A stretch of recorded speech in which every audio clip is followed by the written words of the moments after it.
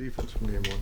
Kind of what we thought. I think it was a good situation, and we had some veteran guys, and I really felt like our stars played like stars. The guys that you would expect that would play well played well.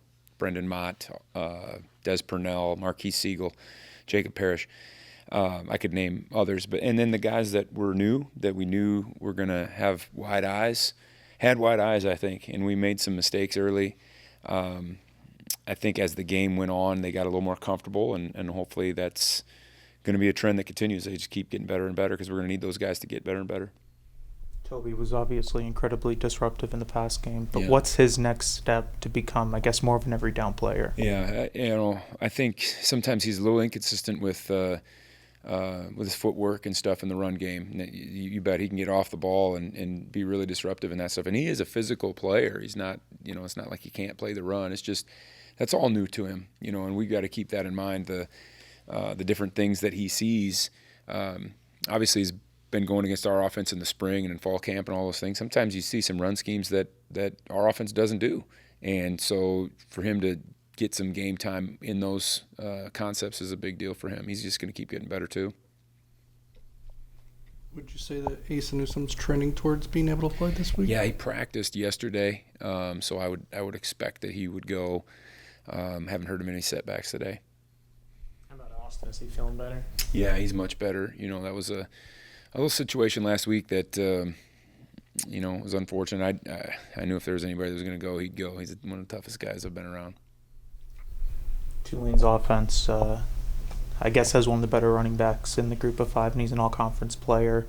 What stands out about him, and how do they sort of get him the ball in those high-leverage situations? Great contact balance.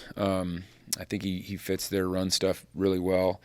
It's I feel like we're at a little bit of a disadvantage because of how we played Troy last year. And I think they're very similar personnel-wise to what Troy had, honestly. I think they had a great running back at Troy. They have a great running back here. They had great receivers at Troy. They have great receivers here. I think they're physical up front in both places. Whereas they probably know a little bit more about how we defended them a year ago than we know how they're going to present what they do this year with their new personnel. So that's going to be the biggest challenge, is getting all that stuff sorted out. But I to go back to your question, not to dodge that, he's just a really physical runner with great contact balance. Doesn't fumble, as far as I can't remember the stat, but he had all those carries and touches last year. Not one time did he put it on the ground. I sometimes they say group of five. He's one of the better ones in the country, I think. How tough of a cover is Mario Williams? Yeah, really fast. I mean, that's going to be the thing is checking out how our guys match up against their guys and electric fast and slippery and good at the top of routes. Those guys are a really good group of receivers. Are there any young guys on the K-State roster who got in last week you were really pleased with? Boy, that's a great question. Make me do some digging and thinking. Aside from the guys that are in the two deep, is that what you're asking? Yeah. It was cool to see. It was cool to see Donovan McIntosh sort through a few things at corner. It was really cool. I know he's kind of quote unquote in the two deep, but watching Wesley Fair run around and fly around and throw his body around was cool.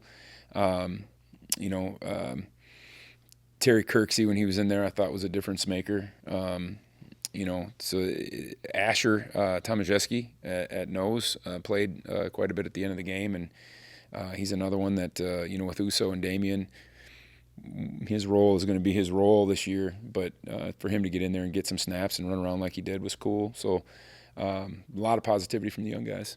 One thing I guess I noticed watching Tulane last week was they run a lot of motion, and I don't know if that's more so just for eye candy, but what challenges does that present? And that's been the thing this week is, motions, condensed splits, variable tempos.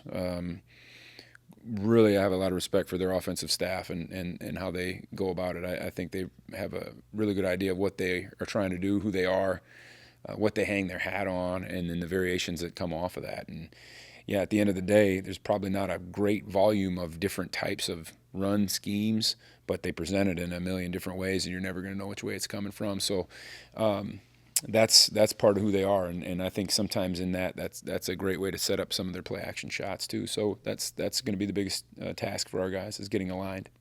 You've talked in the past about veteran defensive guys being vocal. How did that translate over to the first game, or is that an area maybe that needs to be improved upon? I thought the communication was elite. I thought the communication was really good.